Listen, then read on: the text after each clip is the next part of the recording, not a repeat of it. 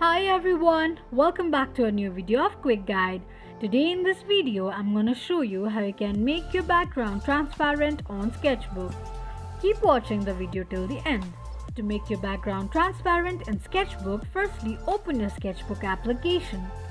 The home page of Sketchbook application will appear on the screen.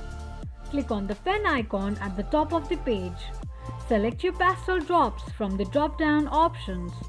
Write or sketch anything you want. Now, click on the layer option on the top right corner of the screen. Click on an eye icon just above the background option. This is how you can make background transparent on Sketchbook quickly and easily just in few steps.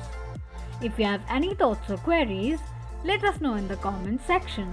Don't forget to subscribe to our channel.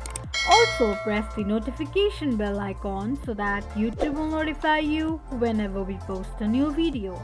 I hope this video was helpful to you. Thank you so much for watching.